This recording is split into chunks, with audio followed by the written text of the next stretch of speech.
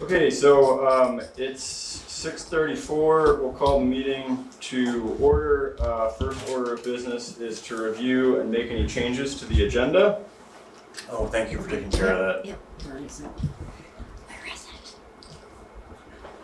There you go. First order of business is to review and make any changes to the agenda. Are there any additions or deletions? I don't have any. I don't. All right. If there are none made, we'll move on to approving the minutes of the February 6th meeting. Is there a motion to approve the minutes of the February 6th meeting as written? I'll make that motion. Great, thanks, Mark. Is there a second? I'll second it. Thanks, Leanne. Is there any discussion on the motion?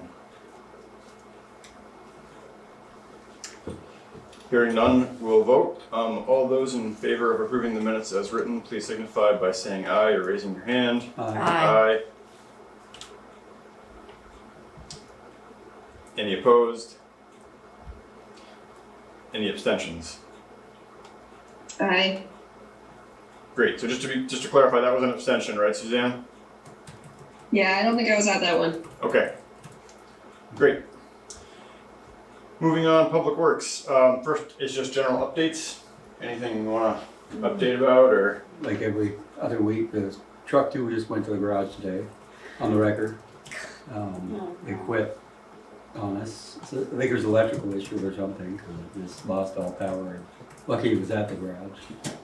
And it's been acting up, and they said there's nothing they could really do till it actually broke down. So it went to Clark's today, or Legion's today. So hopefully they can get it done before this next snowstorm Yeah. in the next couple of days. Yeah. Lucky we got that other truck, that's all I'm gonna say. Yeah. One truck, because that helps fill in when these other trucks go down. Yeah. Yeah. Is truck 2 under warranty still? Yeah. Depending upon what it is. Depends what it is. And so Yeah. do they send a quote or an Yeah. estimate or whatever? Cause I know like at one Yeah. point they weren't really Yeah, being great about that. yeah, Mm-hmm. yeah, I think they'll send an email with, but I'm not sure what it is, you know. Yeah. So, yeah, Okay. so that's that update. Sounds par for the course. Yeah. It's pretty usually much. truck 1, right? Yeah, Okay. yeah, hopefully truck 1 doesn't get jealous the other truck got told. Right? Yeah. A little extra attention. Going with you. Yes, they're going with you. Yeah. Yeah. Stand in solidarity, we're all one. Yeah, yeah, so, besides that, you know, they're filling in with the other truck and hopefully this snowstorm coming, we'll get it back Okay. before that, so, yeah. Besides that, they're keeping busy, fixing some stuff. Okay. Yeah. Great. Garage. Yeah, Never a dull moment. no, Yeah. All right. no, Well, we'll see what happens weather-wise this week. yeah, You know, Yeah. we could get anywhere from 4 to 24 inches, I think, depending on what forecast you look at. yeah, I Right. know, yeah, So- yeah, We'll see what happens. yeah, we'll see what happens. All right. Yeah. If there's no other updates, we can move on to item B under Public Works. This is kind of just a housekeeping matter, but right now the municipal representative for V-Trans projects still has Mike Snyder listed in the state's database. Yeah, So this is just to kind of clean that up and get it updated. So in order to kind of get everything updated, what I would do is I would move to appoint Mark Briette, the road commissioner, as the primary municipal representative and point of contact for any and all V-Trans related projects, with Scott Ovitt, the road foreman, serving as secondary representative and point of contact. mhm. I'll second that motion. Great. Thanks, Emily. Is there any discussion on the motion? Hearing none, we'll vote. All those in favor, please signify by saying aye or raising your hand. Aye. I probably Aye. just abstain. Sure. So, any opposed? Any I abstentions? abstain. One abstention from Mark. Motion carries. Great, thanks. So No, no. we'll get that updated in the system. Well, I feel like you already, you Yeah. already Should are. we have asked first? Yeah, No. it's more just like, Yes. well, it's more just formalizing something that you're already doing, so. Well, that may be why I'm not receiving some of the stuff. Maybe, so Yeah. we'll make sure that gets updated. Yeah, yeah. Next item up here is the construction I can't even talk. Construction inspection agreement for Longley Bridge Road project. This is part of the things that we need to do for the grant funding. We've talked about this before. The committee selected John Turner Consulting as our preferred consultant for this. We have a draft agreement ready for board approval. I see Dean's with us tonight, so Dean, I'll pause here and give you the floor if you want to add anything to that or provide any other background or context on the decision. I don't know that I need to say anything more than what you've said, in that the construction inspection rule is one that's required by V-Trans. John Turner submitted a proposal. The committee liked it. It was within budget, and we've negotiated successfully with them. And the board, if it would approve, we could go forward and get the project done. Awesome. So how long is this supposed to take? Is it on here? Yeah, so on the back of it, there's, in the agreement fee, there's a maximum limiting amount. So it says the total amount to be paid to the consultant for all services shall not exceed a maximum limiting amount of $44,860 unless the project requires more than 55 days on site during construction, in which case the maximum limiting amount will be increased. The new maximum limiting amount will reflect the number of 8-hour workdays spent on site above 55 days accrued construction and the rates depicted on page 15 of the proposal. This is something Dean and I discussed, and so to kind of cover our butt, we have the maximum limiting rate, and then if they go above that, they'll be paid at the rate in the contract itself. So they're looking at 55 days on site for the work. Okay. Dean, do you know the 55 days, is that 55 days on site that they'll be there, or are they projecting the project itself will take 55 days to complete? So it's a combination of sorts. Their proposal hinged on the assumption of 11 weeks to get the job done. That converts to our 55 days. The design engineer at Du Bois and King has talked with contractors that do this kind of work, and he has the sense that a contractor selected would be more likely to take 8 or 9 weeks than 11. But 11 is budgeting conservatively in case the project takes longer. The construction inspection role has somebody on the site every day. So if they miss days or skip days, that would in theory mean that you owe them less, but they're supposed to be and having a presence every day that the job is active. So what's the schedule as of now for the project that can be completed and or to be done? So the construction inspection engineer is one of the key roles. They will be helping with the bidding process. The bidding process hasn't begun and can't begin until V-Trans takes care of a little bit more paperwork, but essentially everything but one piece of paper from the Corps, as I understand it from talking with or trading emails with the design engineer, that's the only thing that V-Trans will need. And then it's just a matter of V-Trans processing the paper. So in terms of when the bid will go out, I would say, knock on wood, next few weeks. But the work itself is something that could begin in the summer, and there are some critical times that have to do with plantings, and the plantings can't happen too early. So we are looking at a job that's likely to run into November or late October, so that the plantings are done within the dormant period. But the consultant did not write the details on the plans telling the bidder that they must start on a certain day. So it's basically someone doing the math on how much work is involved, and then they come up with about 11 weeks of total work. But when those 11 weeks will fall, the design consultant didn't specify, because generally speaking, if you provide more flexibility, then the contractors will give you a better price. Mhm. Yeah. So we're still on track for this coming construction season. Yes. Okay. Yeah. I guess I'm hearing some discrepancy in like if it's gonna be 11 weeks or 8 or 9 weeks and how that's gonna affect this planting that we're talking about, which is obviously like the final phase of the project. So it sounds to me, and maybe this is me being a little bit skeptical, that it may get stretched out to be 11 weeks just so that the planting gets done, but then like we're maxing out the budget. So what's the, Yeah, so, am I wrong? I well, hope I'm wrong. so even if they got the project completed and then had to pause for the plantings, that interim period of time would not be billed. They're gonna walk away for a couple weeks and come back. Yeah, and that's why, like, again, with the. Well, I think it's different, maybe even different contractors who are planning. Yeah, Yeah. Okay. so Dubois King Yeah. will handle all that with the subcontractors for it. Yeah. But it doesn't mean that like every day that passes between dirt work finishing and plantings happening, those aren't billable Mhm. hours. Right, I just wanna make Yeah. sure that we're not filling that time No, being on site because maybe the money is available to, Oh, yeah.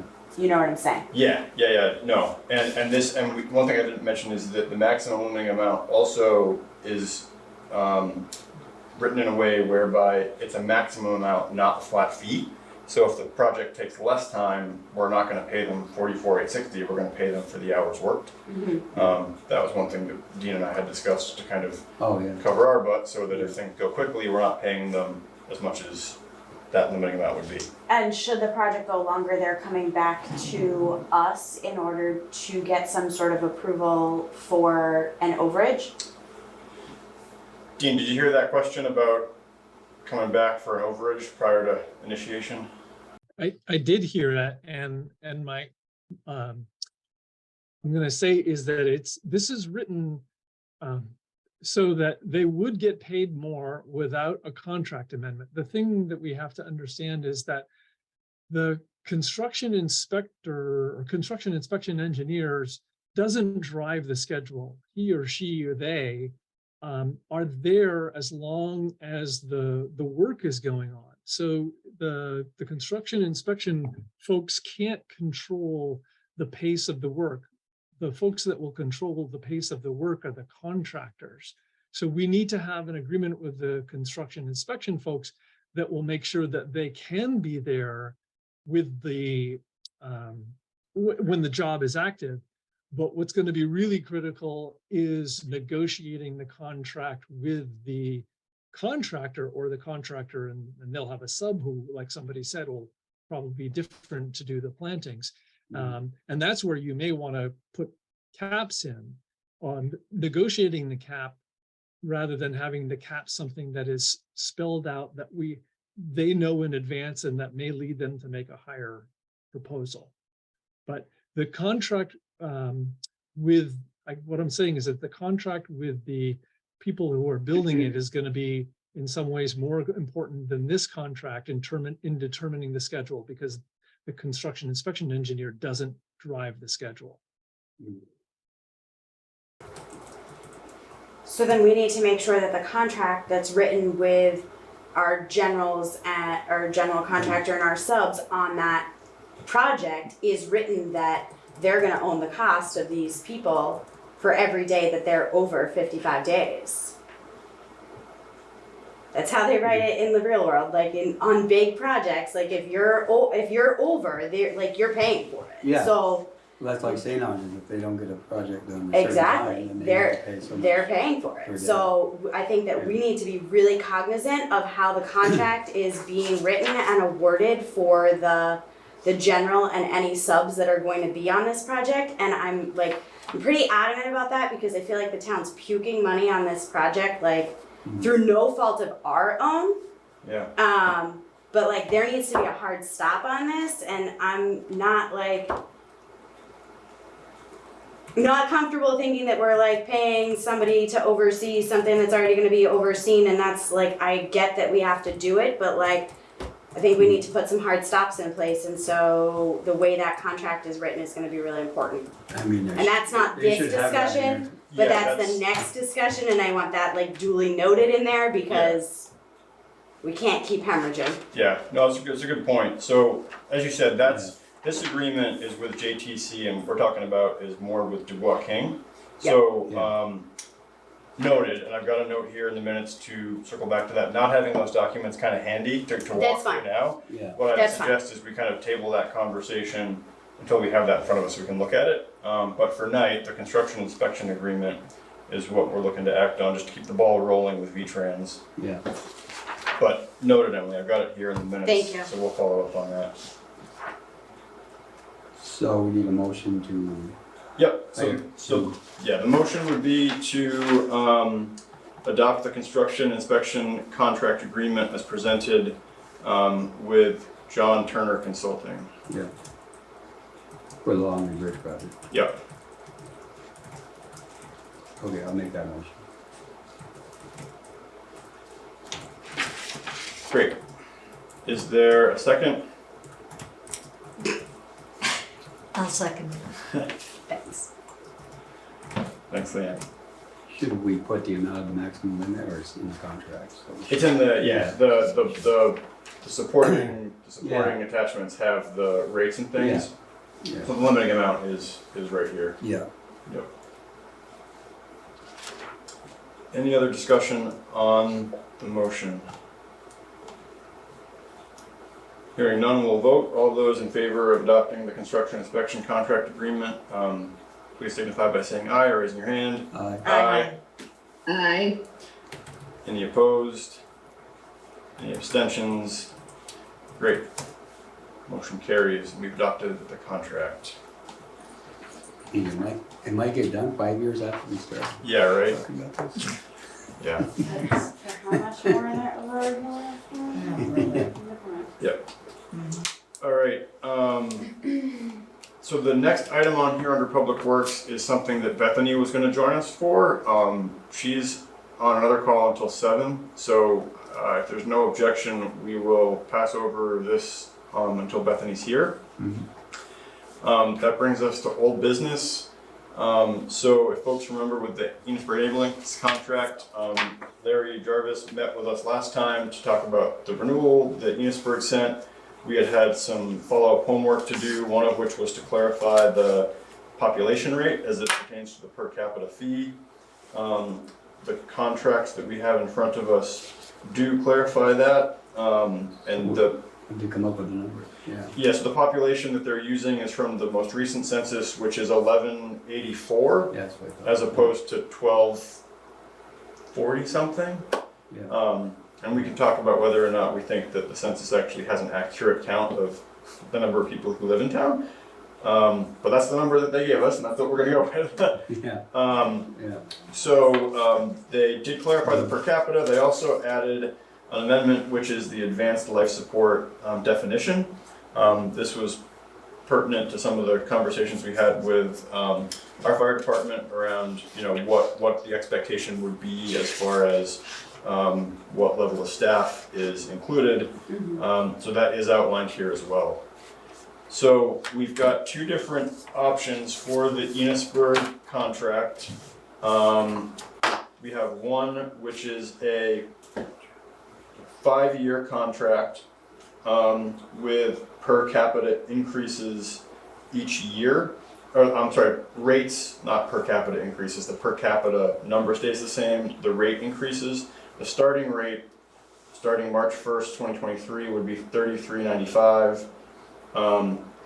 And then it would be adjusted up from that. The following year it would be $34.97, going to $36.02, going to $37.10. The other iteration we have is a 3-year contract. The rates mirror, it just cuts off 26 and 27. And then, we mentioned this last time, but we did also get not a contract, but an offer from Richford for a 3-year contract. The per capita rate is $30 with a 3% increase each year. So I think the increase is mirrored more or less, but the starting rate would be 30 instead of 33.95. So Richford is pitching a slightly lower rate. I do think that our fire department had some questions around Richford staffing levels and response. Sounded like Enosburg was getting pretty well, fully staffed. Yeah, with That's what what I they're bringing on. What and it I- sounded like. Did check back with Doug, just to see if there's any last thoughts, concerns, red flags on the fire department's end, and they didn't have any. So I think the question tonight would be for the board to adopt a contract with Enosburg. The question is, we want to adopt a 5-year contract or a 3-year contract? I think we should go with the 5-year. It helps them budget. Yeah. And the 5 years what we had last time Yeah, as well, yeah. so. So I make a motion to approve the contract with Enosburg Ambulance Service for a 5-year contract. Great. Is there a second to the motion? I'll second it. Great. Is there any further discussion? Sounds like you addressed all our questions, so.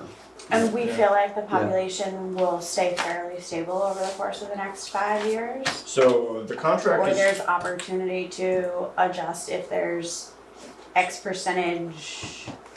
so the contract is written with the with the population number staying the same. Right. And I think that's because barring any kind of crazy unforeseen thing that requires the US to hold a new census before 2030, these are numbers we got, right? Because these are based off of Yep. the census. Yep. Yeah. So we're not gonna have. And so that's what they always base the numbers off of? Yeah. So I assume if there's some event that causes a drastic change in the population of Montgomery, we're gonna have bigger issues than our ambulance contract. True. But that number will stay fixed for 5 years. Mhm. Any other discussion on the motion? I do see Larry's got his hand up, so if there's no objection, we'll recognize Larry at this point, because this question probably pertains to the contract. Does he have a sash on? He does not have the sash on, but I will still recognize him. Larry, you can come off mute just so we can hear you. Real quick, because of the echoing, can you, I know the first year was 33.95 per, what were the other years, please? So 2023 was $33.95, and then it would go up to $34.97, to $36.02. I'm sorry, Yep. $32.96, going to $33.95, going to $34.97, going to $36.02, going to $37.10. Thank you. Thanks, Larry. Any other discussion on the motion? Hearing none, we can vote. All those in favor of adopting the 5-year contract with Enosburg as presented, please signify by saying aye or raising your hand. Aye. Any opposed? Any abstentions? Oh, and I will note that it appears we have lost Suzanne from the Zoom, which is why we're not hearing her, so I will just make a note that Suzanne left the call for this vote.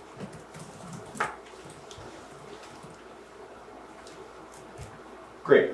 That wasn't Bethany. Open to the, Didn't come in? Okay. I'm expecting Bethany at some point. Do So. you wanna just do visitors and then? Yeah, why don't we jump to visitors? And so we will start with those in the room. So, Carmen, the floor is all yours. Thank you. Hannah, Carol, and I came in today because we are representing 8th grade at Montgomery Elementary. I believe Principal Alexander actually sent some paperwork into you earlier this week, perhaps. But we are trying to fundraise for the 8th grade trip to Washington, DC. And the kids have been working hard all year to do so. And we were just hoping to appeal to town to make a formal donation. We have, I believe, a $19,000 goal, and we're just under 13,000 now. We still have a few fundraisers coming around this spring, but the kids have been working really hard. You wanna tell them what you guys have been doing? We had concessions at basketball and soccer games. We've been doing lots of fundraisers. We did a haunted walk near the river walk in October, and we had a Spaghetti dinner. spaghetti dinner at school, and we're planning to do other fundraisers as well. And we did a raffle. And we did a raffle for Breezy Acres. Thank you, Mark. Awesome. Megan, I see that you're on the call too, and I think you're here on this topic as well, so I'll pause and just, if you want to come on and say anything in support of this or related to it, feel free to. Yeah, hi. I also was just, Hannah did a great job. That's basically what we have been doing. I just feel like the kids have been working hard, and Nikki Sylvester said there might be some funds or something available. So I was just like, oh, if there are, let's try to, this is one of the biggest classes at Montgomery right now. Correct me. I think there's 18 kids, maybe. So to raise the funds to get them all there is quite a feat. It would kind of be different maybe if there's only 9 of them, we'd already reached our goal. But yeah, I think that there is fundraising down the line, another spaghetti dinner with perhaps some sort of what's it called when you bid? I don't know, you bid on different things. Silent auction? Yeah, silent auction. Thank you very much. So that, and I think the kids were planning a few other things. I don't know, but any sort of money at all would help these 8th graders get to Washington, D.C., which I think would be a great opportunity. And they haven't been able to do anything for years because of COVID. Yeah. So this is kind of like the resurge of everything for them. Yeah. That's a good point, Megan, because I did talk with Sandy. I talked with Nikki first, and I talked with Sandy afterwards. And yeah, what Sandy relayed was there's 19 students. The target she thought was 18,000. So far, you've raised $12,000, which is pretty amazing. And as you pointed out, the students were limited for 2 years of fundraising activities by COVID-19. Typically, my understanding is that the students will do fundraising for like 4 or 5 years leading up to it to try to get the bank account full, but these students weren't able to. Something else I didn't realize until it was pointed out to me, but this is a trip that Montgomery Elementary has been doing for like 40 plus years. Yeah. And I don't know if this is true or not, but the pending retirement of, can't remember his name, but Mr. Ward. Mr. Ward might mean that this might be one of the last classes to do this. So yeah, what Nikki had asked me when she talked to me was whether or not the town was able to support this in any way. She specifically asked about the ARPA funds. We do have funding in the account, in the reserve account from ARPA. One of the things that the ARPA funds were directed towards was to assist with municipal deficits due to COVID. Now granted, the school and the town are separate now because after that dirty word I can't think of, Act 46 and consolidation, it's no longer the town school unit, it's the supervisory union. So there is a potential, formal disconnect between the town and the school, except that, I think for all intents and purposes, the Montgomery Elementary School is still a significant and important part of Montgomery. Board members, any questions or comments or reactions at this point? I have a couple of questions. When's your trip? May in early May. Early May. Okay. I think it's May 15th. Well, it's May 21st through May 24th or May 25th. So third week in May. Yeah. We're having an informative meeting in March, so I think a lot of these details we'll get on the Oh, same yeah. page. Yeah. Yeah. Yeah. And whatever was on this permission slip. Yeah. So I just want to clarify with regard to separation of town and school, this being like a specific line item within a budget, there's clearly an account at the Montgomery Elementary School that is set aside for this trip. Should you fundraise, say $20,000, does the extra $1,000 stay in for the next 8th grade group that may go? How does that roll over? What is that accounting process so that like continues to stay with the kids in Montgomery and does not necessarily like Go to the dissipate to the SU as we know budgets roll over and funding is like if you don't use it, you lose it. Yeah. Well, this is the first year that the parents have taken on all the fundraising. In prior years, it was really run under Mr. Ward's eye. So I feel like this is a transitional period. We're trying to reinvent how we're gonna do this from now on. I mean, I have a play school child, so I'm gonna be doing this again in 10 years. So I'd like to see our Montgomery kids have something organized to continue this tradition, but I don't know if we'll be doing this. I look to the parents who are 6th grade parents and 4th grade parents and I say, watch us now, because we're the beginning of this whole new stage. So we could earmark those dollars for 7th grade, the rising 8th graders. Hopefully we make that number. Yeah. So. And I think if we did provide a gift of some form, we could probably stipulate in the gift that the funds are dedicated, what's the word? Restricted. The funds are restricted to this one use. And so with the gift, with the restrictions, that could ensure that the funds don't get absorbed into the, put golden bidets in the new SU office. Correct. Because we know how much Correct, whatever our gift is. Yeah. Yes. That does not necessarily mean that any overages in fundraising stays within. So that would be a point of clarification that I would really like to hear about. Yeah. Like prior to gifting a chunk of money, which I think is absolutely like a valid use of money and would be a great thing for the board to do. I would just want to make sure that that money stays within our school for our students' use in their future, this trip and future trips. Absolutely.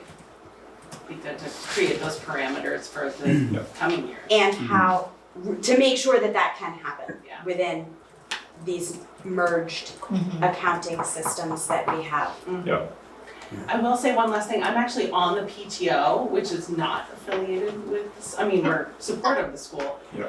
But we're an entity that maybe in the future can take on 8th grade so that we don't have to compare notes with the other schools. Oh, Great. And So maybe well, they our give parents parents to those teacher who are organization Yeah. has their own bank account. Right? And so they can Based on gift the when they what, feel it's worthy or when can the they PTO receive funds? see a need. Can they receive And not have to work Yeah. through the And they union. don't go through the school board at all. Yes. They just, had it counted. you write They them do. a little Well, I mean, I'm writing a check. but I'm Grant. not signing up for- please letter, basically. So- And they look at it and they say, of course, and then, but that's their own thing. Okay, so good question about. Carmen, Charlie, you have a couple of hands up and we're. Yep, yeah, we'll get to, I see Hands Larry, up on them. I see Larry and Suzanne, so let me just go to the question from Emily and then we'll go to the Zoom. Thank you though, Suzanne. So the PTO has an account and could receive funds from, It could. for This year this we were purpose. church and state. We Okay. didn't touch it because it was very grassroots what the 8th grade parents have been doing. And the PTO up until now had its own goals in enriching Okay. arts at school. But being an 8th grade parent and a PTO member, I see the need to find a new home for this fundraising. So I can take it to the PTO and see if we can find a way to find like a little sub home for this in the future if we're trying to avoid dealing with the supervisory union. Yeah. Great. I don't know if they have those funds this Well, year. and I don't know that it's avoiding it, it's just making sure that like a gift from the town remains within Absolutely. our school community. Yeah, no, it's a great point. Yeah. So I want to go to a couple of hands online. I'm assuming they're related to this topic. So Larry, I think I saw your hand first, so feel free to come off mute. My only question is, have we contacted the Consolidated Supervisory Board for any funding? Have we contacted them first? I think Principal Alexander would be the person to answer that question. I believe there was they had to offer it to other schools as well, so I feel like this conversation is union-wide. It's an equity issue. Okay. Did you hear that, Larry? Well, not sure I like the answer, but that's fine. Okay. Sue, go ahead. You're on mute, Sue. You gotta come off mute.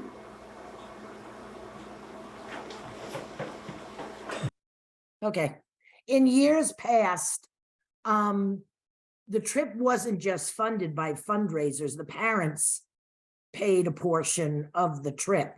So the way I understood it from Sandy and other people was it's $1,000, approximately $1,000 per child, which is why you were raising the 19,000, you know, to cut down the amount that the parents would have to contribute.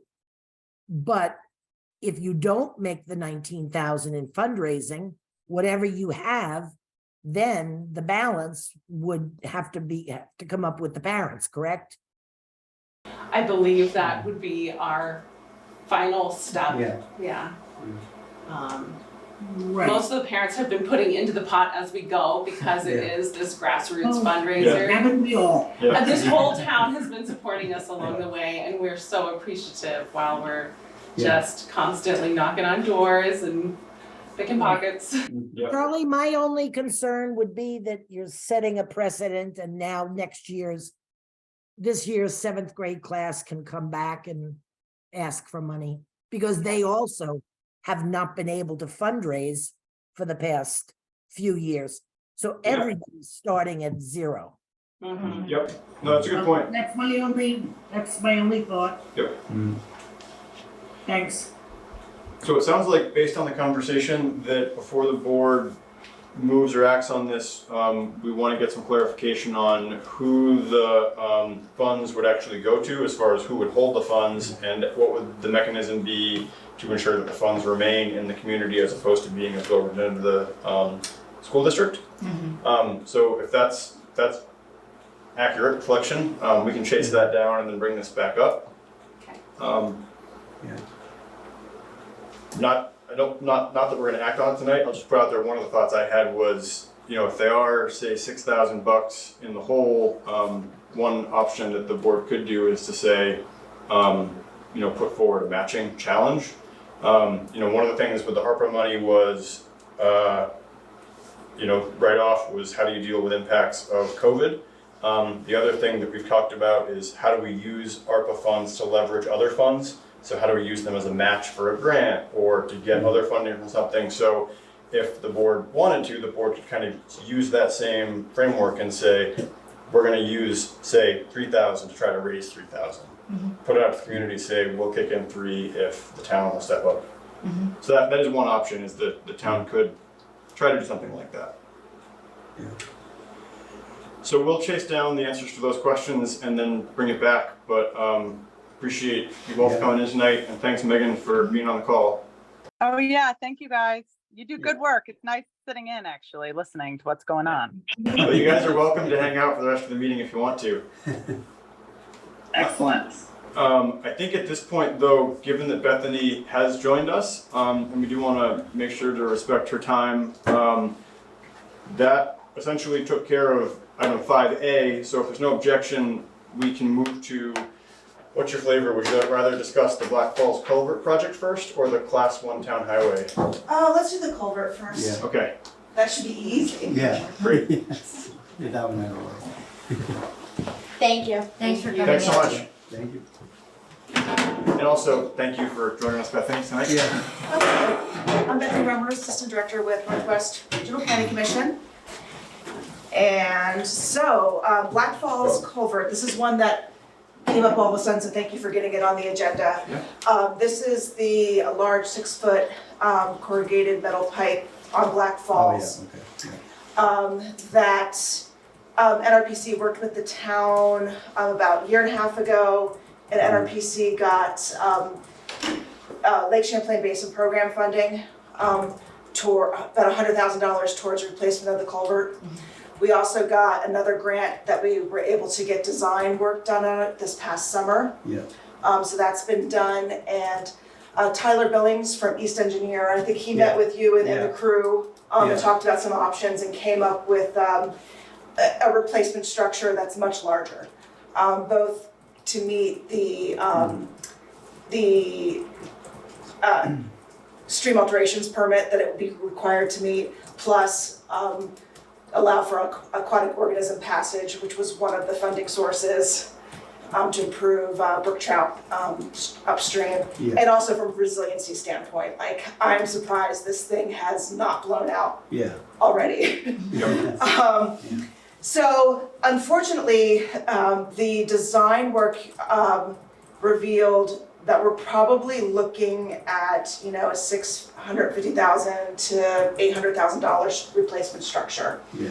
That was also, the estimate was done last summer at the height of what we hope our height is for inflation. But the structure is I think it's 16.5 foot by 8 foot cast in place concrete structure, about 80 feet long.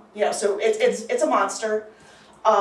We do have the $100,000 for towards construction, and another funding opportunity that's come up is through the Clean Water Service Provider Clean Water funding for Missisquoi Basin. This is funding that's all state dollars. It does not have a required local match, which is important because most, I know other grants that you talked about tonight, you know that 20% is probably burned in your head for a lot of projects. So this does not have a local match. I don't think that we can get the whole, everything we need for construction, but I would like, at least to go after, I have to crunch some numbers, but maybe between $300,000 and $500,000 towards construction with this funding. The grant is due March 6th, and most of the background work has already been done. And I could work with you, Mark, just to get the last little bit of details, but just wanted to see what questions you might have and whether you would like me to work with Mark in submitting an application. So, looking at putting a temporary bridge in, or? So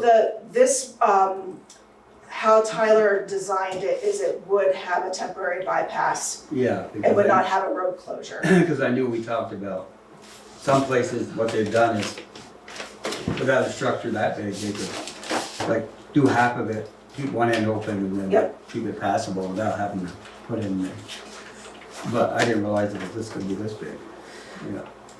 It's a 16 foot by 8.5 feet, and it's one peak, and then the temporary bypass road, including you have to bypass the stream for a little bit, that's $50,000 on top of the project. So if you could close the road down, you'd save money, but this is not a location where that would be feasible. We already have enough issues with Black Hawk.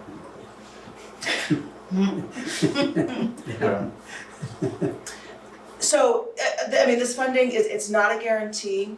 I think there is about $1 million towards projects. And full disclosure, Northwest Regional Planning Commission is the clean water service provider for the area. And Dean, who, I'm not sure if he's still on the line, but he's our coordinator for the program. They used to be Linda, right? So Dean came on specifically because this is a new program. He did, that's right. So that's our full disclosure, but I would work, if the town wanted to apply, I'd work with you, because Dean is gonna be scoring and managing the council that selects projects. Yeah. Okay. Yeah, I guess it's worth applying for it, especially if it needs to be replaced, so. It's not Yeah. gonna last forever. No. No. and You've whatever been down funding there, I we mean, can it's get- been a little while, but. Yeah, yeah, yeah. Yeah, I mean, if you think it's good, Mark, I mean, sounds good to me. Yeah. The fact that there's no match requirement sounds even better. Yes. Although it does sound like at the end of the day, we'll probably need to chip something in just to Oh, yeah. cover the, make everything come together. Yeah, Yeah, the other fundings that's kind of floating around is US Fish and Wildlife, being able to go back to them for extra construction funds.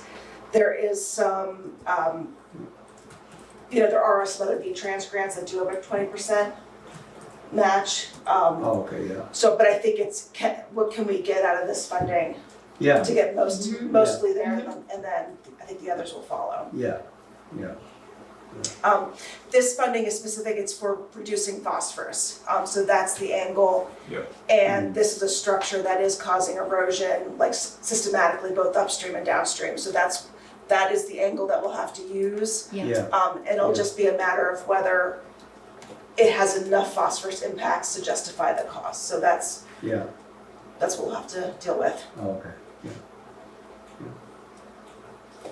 Any other questions for Bethany on this? So how long does something like this last? Like this type of a culvert? Oh, I mean, like Oh, Forever? 60, 70? yeah, Years? oh, yeah, Yeah, Oh, yeah. I mean, and even more, but like that, I think that's what the design That's life what that they you're looking designed at. for, yeah, yeah. yeah. What are your corrugated metal pipes lasting nowadays? What do you, Oh, I mean, these 30 or 40, yeah, you know, yeah, or more than that. There's probably some in there a lot more than that, yeah. and I think, did Tyler raise the option with you for doing like an aluminum arch? Yeah. I think, and you he debated, you did. wanted concrete for, Yeah, yeah, I think so, okay, yeah, yeah, I think we want it, yeah. I don't think the price was that much difference in No. either one, and we decided concrete would be better, yeah. Great, so I guess the motion would be, if someone wants to make it, to apply for the funding to support the project through the clean water funding for Missisquoi Basin, sorry.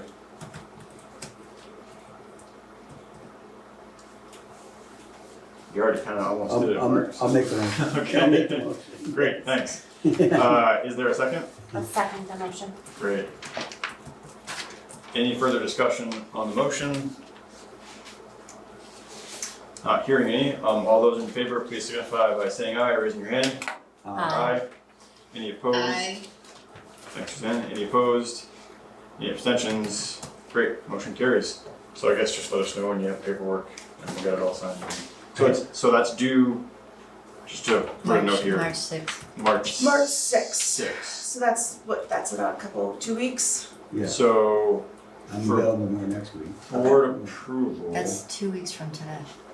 Yeah, So this would have to be approved at the March 6th meeting? So it's due at 5 PM, so that's, Okay, so I guess we've moved I mean, to we've submit already it, moved so it, then, yeah. so if Mark needs to sign anything, he can do it right from the table. yeah. and there's no signature, because it's an online form. Oh, okay. So it's a We've matter already of, moved to do it, so. Yep. Yeah, I was more concerned about like if we needed to have a formal signature, making Gotcha, sure you yeah. get it in time, but if we don't, then there's no worries there. Okay. So, okay, Yeah. cool. So the other topic that Bethany was gonna discuss with us tonight, which I emailed the board about previously, was discussion around class 1 town highways. So we had talked about this before, a little bit in relation to the streetscape, work that the engineers are working on now. Bethany and I had a chance to meet with that team last week to look at some kind of preliminary design work that they had done based on the survey. They're coming back with actual like plans for the board to look at.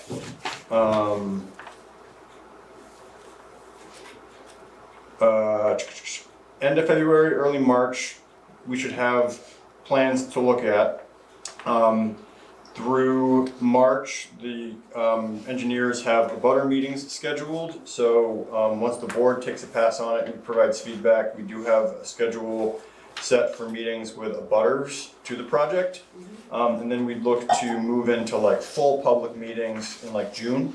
So that's kind of the timeline we're looking at now. But one of the questions that the board's gonna have to wrestle with is whether or not the town takes over Main Street in the center as a Class 1 town highway. Kind of at a very high level, the Class 1 adoption would essentially allow us to do things that potentially V-Trans would not allow if it was a state Class 1 highway. So there's implications there around our responsibility in taking that over, and so Bethany has a lot more experience in this than any of us do, so happy to talk about whatever angles you want to discuss tonight, but helping us. That's the context of the decision. There's no decision tonight, it's just a conversation around what's the board feeling and how is this going to inform next decisions. It's gonna take some good input for me. Yeah. Yeah, so with Class 1, and I, you know, I'm not gonna do as good as a sales job on Class 1 as V-Trans would. V-Trans was, Charlie sent the white paper around that V-Trans funded, that really, you know, surveyed all the towns that currently have Class 1, what works for them, where does it not work for them. And then more importantly at that time, this is 2016, they developed a tool to help towns crunch the numbers to decide if we took over as a Class 1, you know, what are the advantages, what are the costs, and how does it balance out? I think the big thing for the town to consider is that with Class 1 town highway, you're taking it over as a town to do most of the maintenance and most of the responsibility with the roadway, but you share responsibilities with V-Trans. So most notably, and I included, this is right from the white paper, but the second page is what I handed out, is it talks about, it shows, you know, when things are a state highway, what the town does versus what V-Trans does. Yeah. And so, you know, you're seeing things that the town does are, you know, any street lights or sidewalks, plowing sidewalks, you know, those, V-Trans does not do that. No. Yeah. Just Suzanne, just for your benefit, if you have that PDF, this is page 9 of that PDF, that white paper. Sorry. Gotcha, yeah, I did a little review homework before the meeting. And I think that you know, the big visual take home is that when you take it over as Class 1, most of those maintenance responsibilities get shifted to the town. Yeah. With the exception of center line striping and major resurfacing projects. So because there is a Class 1 town highway paving program that V-Trans runs. Yeah. So they do the paving projects, but they don't do like the crack sealing or pothole patching. Oh, okay, yeah. So why would a town want to do this? We're going to talk a little bit more about the flexibility that you have as far as doing streetscape or doing any type of on-street parking, things like that. There's advantages design-wise there. The other advantage is that the legislature allocates $11,600 to a town per mile every year for Class 1 town highways. Okay, that was something I couldn't find. Yeah, 11.9 right here. Yeah, and so in comparison, you're familiar with your annual payments from V-Trans Okay. Yeah. for Class 2, which Mark is gonna know off the top of his head, but it's, right now it's be $4,389 per mile Yeah. you're getting from V-Trans. For Class 3, you're getting $1,630. So the 11,000 definitely, you know, Yeah. it's actually 11,009? 947. 47, almost 12. Yeah. Because they do try to adjust it a bit every year. Yeah. And just also, it also looks like there's a town highway structures program that could grant municipalities up to $175,000 for repair, rehabilitation, or replacement. But that sounds like it's only for bridges or culverts. That's for Class 2, isn't it? Or is that Class 1, 2? It says it's 1, but it's Oh. 1, 2, 3. But just to be clear, that is structures, not maintenance. Because one question that we're gonna have to talk about is if we do take over the highway, where does that start and stop? And one thing we talked to the engineers about is there's a bridge, just if you go out 118, and depending on where the town adopted or not, that bridge could become the town's responsibility. Yeah. Yeah. And so the town highway structures grant you're talking about is the structures grant, and Mark, you've taken it, the town's taken advantage of that Oh, in the yeah. past. Yeah, Um, but there's a grant, there's one for structures and there's one for paving. Yeah. There's two of them, yeah. and then there's also there's a general town highway bridge program, which if you have a town-owned structure, that's for like replacing and major rehabilitation of bridges as well. So this bridge would be eligible for that program if it was a class 1 town highway. I mean, the best scenario right now is it's the state's responsibility. Yeah, That's I'd rather not take over the bridge. that, yes. Yeah. And that's one of the kind of the take homes of the white paper is towns really liking the class 1, and it kind of can work out financially in your favor, or you don't lose very much if you don't have a traffic signal and if you don't have a large bridge. So that's just some things to keep in mind. The issue I see is keeping that road, pretty much V-Trans keeps it open almost 24 hours a day, so we don't. I mean, so it's just maintaining that one section to keep it plowed and. There was something on a in mile of the road, we're gonna have to hire, more time just to keep that, to babysit that road. Yeah, so I think that I think it's Mhm. worth getting some data on, how many passes they're doing on an average storm Yeah.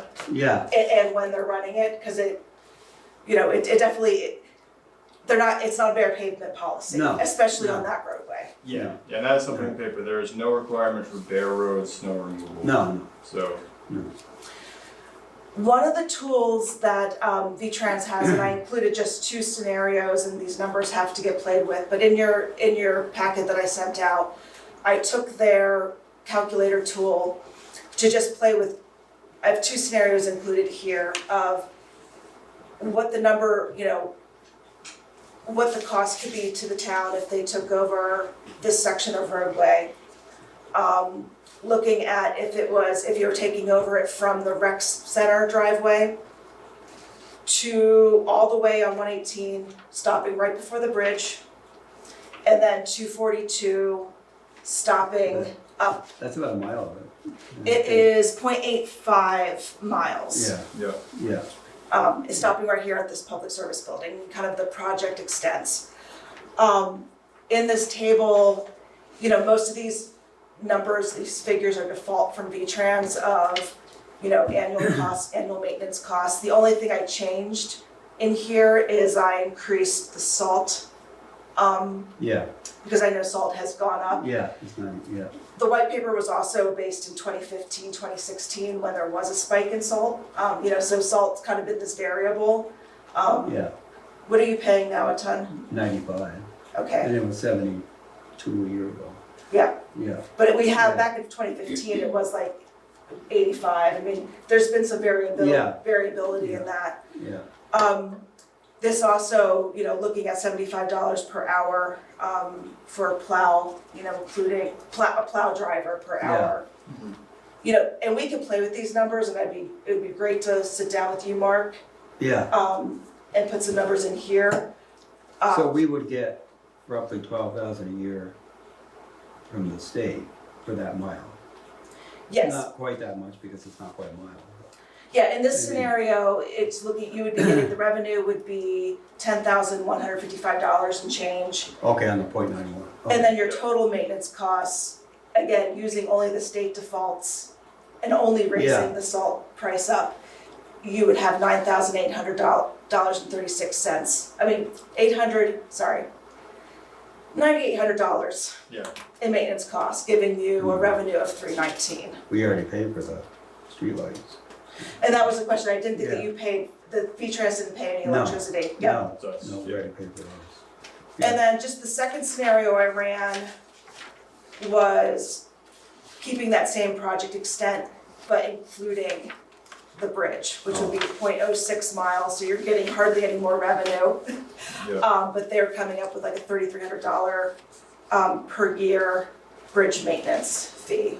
And that's gonna be, you know, staff time for like doing the washing, doing the Yeah. maintenance, but more of that is gonna be like when you have more long-term maintenance issues, such as having to redo a railing or Yeah, any kind of paint job, Yeah, which that's concrete, but yeah, and in those Yeah. cases, you're looking at a loss of $3,000 a year yeah. for having the bridge. I'd rather not get to And I did run the scenario, like if you were extending the class 1 up to the school, I know Yeah. that you've had in the past some conversations about being able to sign the school entrance differently and treat that more like a school entrance. Oh, yeah.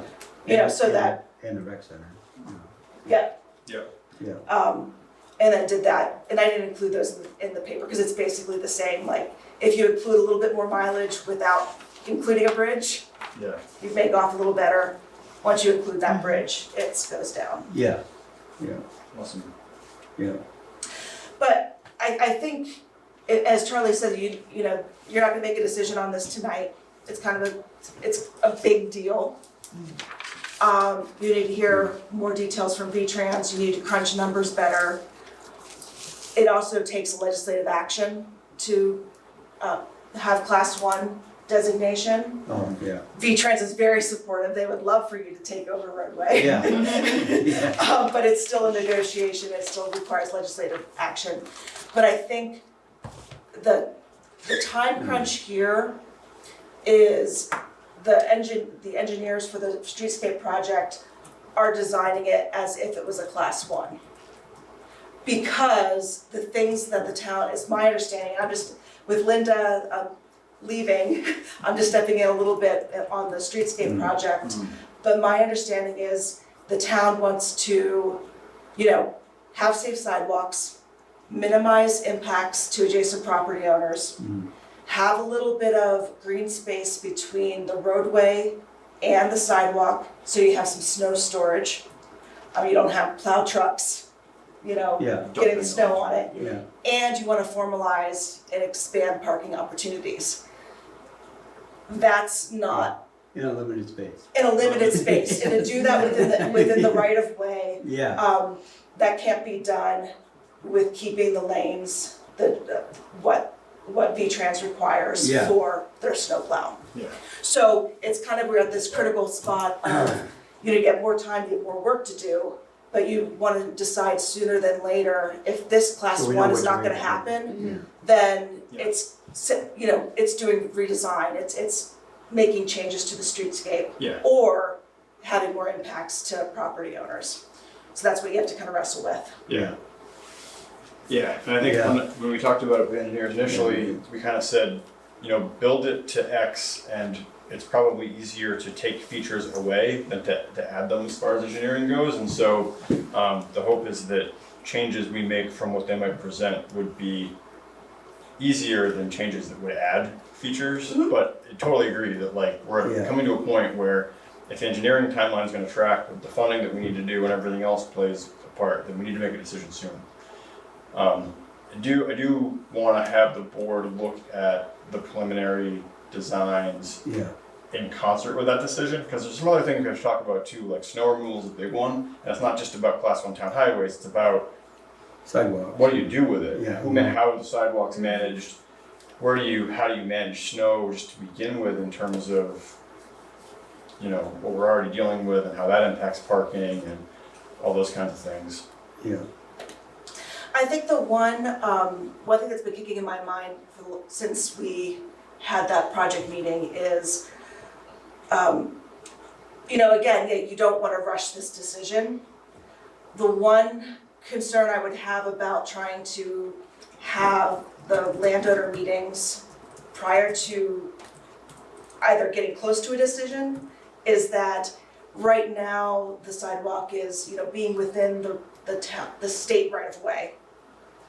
And if class 1 goes off the table, then, the town will have to decide, okay, get rid of the green strip or shifting the sidewalk but outside of the right the of way. town right away will be the same as the state right away. It is, yes. Yeah. Yeah, but what I'm Yeah. saying is that if class 1's off the table, Yeah, then you have to, it Readjust. involves a major redesign, And do you wanna go back to the property owners Yeah. after that? Yeah, we want to go to we want to go into the abutter meetings kind of knowing how the board feels about it. Because we don't want to go to the abutter meetings and say, it could be this, it could be that. We want to say, this is what we're looking at.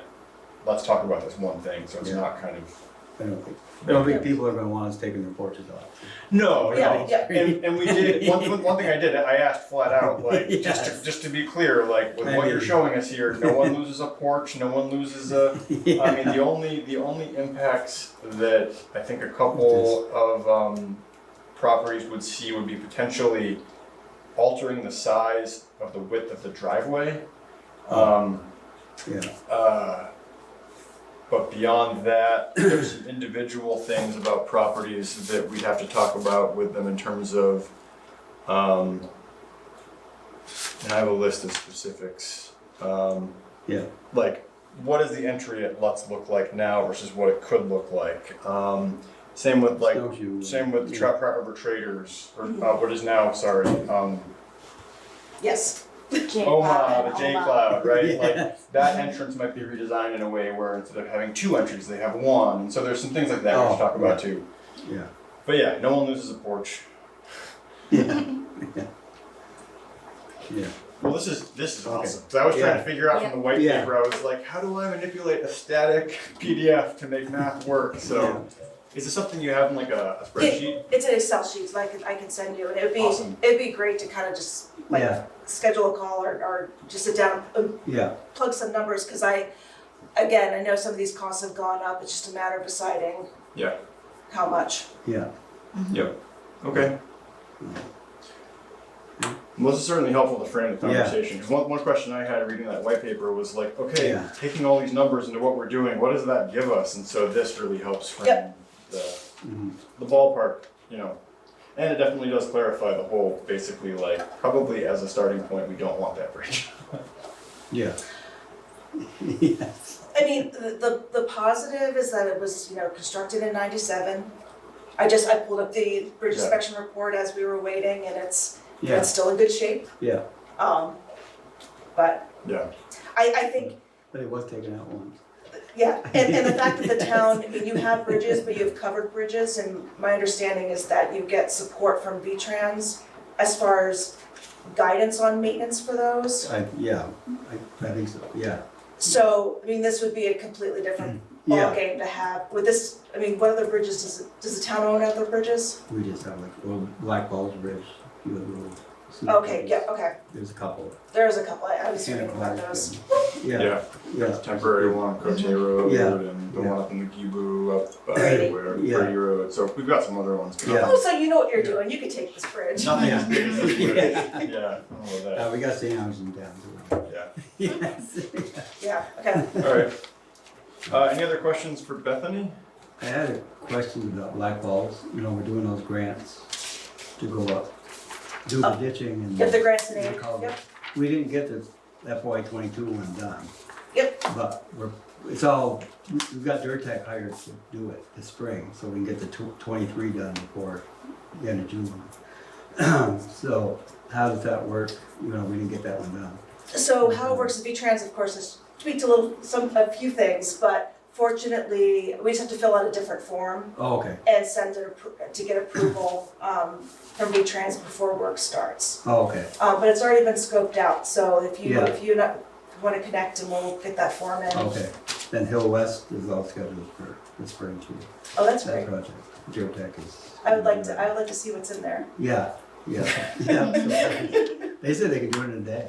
That'd be great. So, yes. So, yeah. So That'll be a those good are all one. scheduled, but, That'll yeah. be an end of an era. Yes, yeah. Okay, so yeah, just send me an email and we can connect. sometime next week. Sounds good. We'll finish that grant. Yeah. Awesome. Great. Well, thanks so much. Yeah. Have a good rest of the meeting. Yeah, thank you. Yeah, thank you. So with that takes us to old business item B. Hey, Charlie, Yes. if you recognize me other visitors, I missed. We have not recognized visitors yet. We did jump down to the question about funding the MES trip But we have not formally gotten to visitors. What I was gonna do is just handle the post office discussion and then jump to visitors if that works. So if you give us 5 minutes, we'll get to visitors. Okay. So just a quick update on the 98 Main Street. So look, things are kind of moving forward with this. USPS has been now in fairly regular conversations about what they want to do. They do want to come back to the Main Street location. The last communication that I had with them is that they wanted to come back and they wanted to expand their footprint, but not by very much. They wanted to basically take what is half of the old conference room. Remember the conference room in the back of the building? Yeah. So they want to move that wall and take over half of that space, and that's it. And you know, I've been trying to push them to say like, hey, can you take the whole building? They have renewed their lease in the village for another 5 years or 10 years, I forget how long, but that has been renewed. So any potential of that not being renewed and kind of forcing their hand to take over the entire building to consolidate, they're not interested in that. Even if it might make sense from a financial perspective, it's too hard for them to wrap their heads around apparently. So they want to come back. They want a little bit more space, but not much more. So the last conversation I had with them was to kind of pause that conversation and circle back to the folks that have talked to us about potentially buying the building, Postal Realty Trust. And I'm trying to set up a call with the gentleman that I've been talking to and his immediate supervisor to talk to them about if the post office comes back and they only want X space, what do you guys want to do? Would you still buy the building? The last conversation I had with them was that they would potentially want the whole building, but they probably wouldn't lease the other half of the building. Because they don't want to deal with having a tenant that's not the post office. That's not that great because then we've got a building on Main Street that has usable commercial space in it, which is not being used, right? So I think from my perspective, my next conversation was to basically get the Postal Realty Trust guys to say definitively what they will and won't do. And then we got to bring it back to the board and basically say, okay, what do we want to do? Which path do we want to take? Because it sounds like it's going to end up being either we sell the building to Postal Realty Trust, USPS comes back, they take over all the lease negotiations, and we basically hand it off at that point. Or we retain the building, keep the post office as a tenant. There would be some renovations that would have to be done to the building, which would be on our dime. Yeah. We'd then also need to find another tenant for the other half of the building. The Montgomery Community Project. Remodel that. What's that? Remodel all of it, yeah. Yeah. So we do have the Montgomery Community Project, which is that like business accelerator that Daniel Kahn has been leading, which did receive a CDS award for funding. They're really interested in that space. So potentially, if we did retain it, we could get the post office in there and the Montgomery Community Project. What I'm trying to confirm with the Montgomery Community Project people is how much money they have from the CDS request that could go towards essentially making a space usable for them. I think the best bet for us is to, if we can, just sell the building and then it's somebody else's problem. I think it's a liability for us. Well, I guess that's And what I want to it's gonna cost a lot of money to remodel that. Like, what is I the think- liability that's there? What is the remediation? Yeah. That needs to happen. So I feel like that really would need to be, like, that for me is Well- information that I need to have before making any sort of I mean, decision. the post office wants to go back in, but what do we have to do before they go back? Right. You know? Yep. Yeah, we do. And so what's that timeline? And then Yeah. what happens if the post office flakes on this postal realty? Then what do they do with the building? You know what I mean? Like, then if they're not gonna lease it to anybody other than the post office. Yeah. So yeah, there's questions that need to get So- answered. Yeah. My biggest question is about the liability of that building as far as like the condition that it's in Yep. and any like environmental remediation that would have to happen Yeah. prior to anybody being in that space. Yep. And we do still have, from 7 years ago, the plans prospectus on remediation of that floor that we can circle back to that lays out what that would entail. The cost estimates are probably no longer valid, but we can use that to go back to that group and say, hey, what Give would us this some cost? idea. Yeah.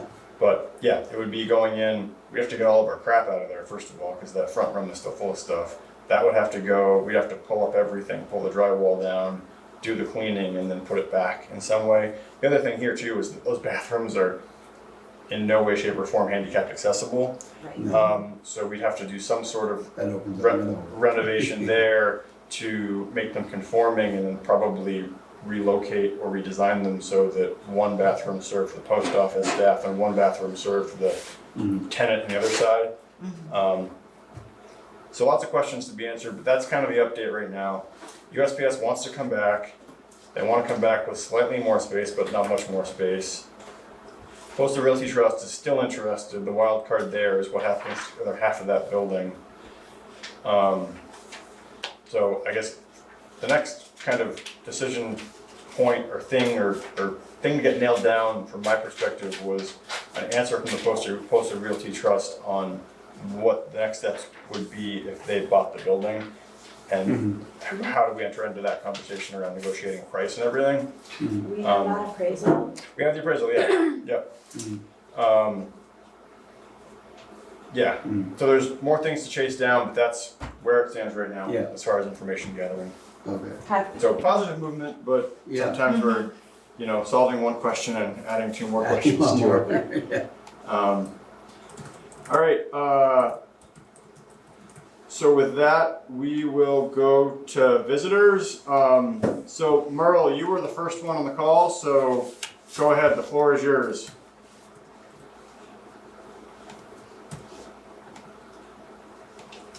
Well, I hadn't thought about it until tonight, but I was wondering about visitors. I know a lot of boards and committees have visitors right after the minutes. Would there be any objection to moving visitors up in the meeting after that? So, visitors can have their say and then they don't have to stay if they don't want to for an hour. We certainly can. The board can the board can certainly think about reworking that. So we'll take that under advisement. Yeah. Okay. And I'm wondering, since the meeting on the STR there, the short-term rentals. Well, that rental. Short-term The rentals. short-term rentals. Short-term rentals. Did you make changes to the ordinance? The ordinance got kicked back to the planning commission to work with the DRB on. I see, okay. Yeah, so that's out of our hands. And the last communication we had from the DRB made it sound like they're really not in favor of the ordinance at all. Okay. Yeah. No. Okay. And then it's been a long time, but when I saw in the Losa's Montgomery News that the flag was lowered when the lister passed away. Yeah, so given it was a sitting town official who passed away, the town office staff and I huddled quickly to talk about what the correct response to that would be, and we made the decision to lower the flag on the green to half-staff. Well, I hope it don't happen again, Charlie. I printed out quite a thing for you for the flags. It's quite interesting. And I just haven't, had it with me the night of that STR meeting, but you were too busy. I didn't want to bother you with it. I may drop it off. But that flag isn't even lowered for combat veterans, not even those that are awarded the Medal of Honor. There are a lot of bureaucrats in Washington, D.C. that it's lowered for, and I think it's nonsense. Of course, the president, vice president, we know it's lowered, and I think they deserve it. But anyway, there's protocol and a list of people, positions that flag is lowered for. But we never lower that flag for a citizen, just an ordinary citizen, Charlie. I hope that never happens again. That's disrespectful for that flag. Bro, can I just ask you a question? Are you citing the U.S. federal flag code?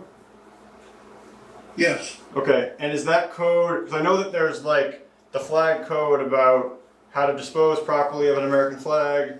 Is this flag code specific to all American flags, or flags that are flown at federal buildings or state buildings, or is there, in the code you're referencing, is there any differentiation between what happens at a federal building versus a state building versus a private residence? I have them right over here. I'm not gonna take your time to look it up now. Okay. I'll drop them off I intend to drop it off for you. I made a copy for each one of you. Okay. Come down to the town clerk's office one of these days shortly, and I'll just drop them off for you guys. Okay, thanks, Merle. Yeah, and I guess this highway, I hope that streetscape, we can really make a benefit to the town for that access from the rec center around that curve. And as far as taking over that 118, I think that's probably one of the last things we need. I really hope that don't happen. That don't seem that's the best interest of the town. Sidewalks a good idea, of course. Yeah, but I guess that's it. Thank you. Okay, thanks, Merle. Thanks, Merle. Thank you. Larry, you're up. I don't have much. I did have a question that struck me today. Today is a holiday, state holiday as well as a federal holiday. Yep. Last time we had a town meeting that was going to happen on a holiday, which was MLK Day. We canceled the meeting because it was a holiday. What's the difference? Yeah, you mean the select board meetings? Yes. Yeah, so we've had like a succession of meetings that have fallen on holidays in the last couple of months. And I'm trying to recall, we met on New Year's Day observed. Yeah. We did not meet on MLK Day. We did meet today. I think that the main question is, do we have time-sensitive things we need to deal with? And can we logistically reschedule a meeting in enough time to act on things that need to be acted on? So I think that the board probably needs to discuss this in more detail, but the problem with not meeting on any holiday that a regular meeting falls on is we have to then reschedule the meeting, which opens a whole new can of worms. And then we have to get into like board member availability. And then there's some holidays, like you guys had school today, right? Yeah. Yeah, so then there's also holidays that are like federal holidays, but not state recognized holidays. Like you guys had MLK Day off from school, right? We did. Yeah. So like, Yeah. there's also that question of like, what level of holidays being observed? But your question's a good one. The board should probably come up with a policy around what holidays do we meet and what holidays do we not meet on. And I think the last. All I can tell you is that the state recognizes President's Day as a holiday, and all the holidays that they do recognize are not rated 1 through 10 or something. Yeah. Okay. Something for you to think about sometime, so somebody else doesn't ask it. No, it's a good question, and we should probably have a policy around that. So it's a good thing to flag. One other thing, this is more of an announcement, but cannabis revenue has increased in the state of Vermont, just so you know that. Oh yeah, is that your doing? No, it isn't. Have a good night, everybody. Cannabis or Yes. I thought you said Canada's revenue. Yeah, I was like, what are you drinking more Labatt's now? Yes, Cannabis, I have okay. heard that cannabis revenue has increased in the town. All I right. hope they're paying their local option tax. So with that, we've got liquor licenses and fleet permits.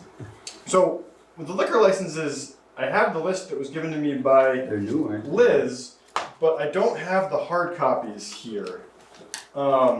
So Are we supposed to still, I see she had something on there. Yeah, there's like Things an are online, aren't online portal that they have to go through now, and Yeah. so. yeah, but we should still We have still have to them. approve them. Here are the liquor licenses for your next meeting to be reviewed. Hard copies will be in the SB inbox. And I don't see hard copies in the folder, and I did not see them in the box. It's their computer. So we could approve them. at least the ones that we have details for here. The two that we have, well, the three on the agenda are Synamo Corp. I don't know what that is. That's Sylvester's store. Oh, Sylvester's. Okay, thank you. Synamo Corp, Darylyn Inc., which is the Phineas and Jolly, SB Collins. The detail I have here is for Seranimo, they're looking at a second class license and a tobacco license. Darylyn is looking for a first class, third class, and outside consumption permit. So again, I don't have hard copies of these here, so we know what they're applying for. So at least for those two, we could approve them given we know what licenses they're applying for. I can guess what the Jolly's applying for, but I don't have that in front of me. So what's the board's flavor? We can approve these tonight, or we can kick this to the next meeting. When do they run out? What's the They don't sense? expire until April 1st, I don't think. I'd rather see them. Yeah. See let's- them? Okay. Yeah. Yep, great. So we'll table those. Mark, do you want to check these out real quick? These are the... Hey guys, I'm gonna jump off here. Okay, Okay. thanks Suzanne. I won't see you for town meeting, so good luck with all of that. Oh, that's All right. right, well have a great trip. Well, you have fun soaking up the sun. Thanks, and depending how town meeting goes or not, I may or may not see you in the room at our next in-person meeting. All right, thanks Suzanne. Thanks, Bye. Suzanne. Bye. So I make a motion to approve overweight truck permit for Bourne's Incorporated. GW Tatro Construction. And Barrett Trucking Company Incorporated. Great, is there I'll a second the second? motion. Any further discussion? Hearing none, we'll vote. All those in favor, please signify by saying aye or raising your hand. Aye. Aye. Any opposed? Any abstentions? Motion carries. So with that, a motion to adjourn would be in order. I will make the motion to adjourn. Great, is there a second? I'll second it. Great, is there any discussion? Hearing none, we will vote. All those in favor of adjournment, please signify by saying aye or raising your hand. Aye. Aye. Any opposed? Any abstentions? Great, motion carries and the meeting is adjourned.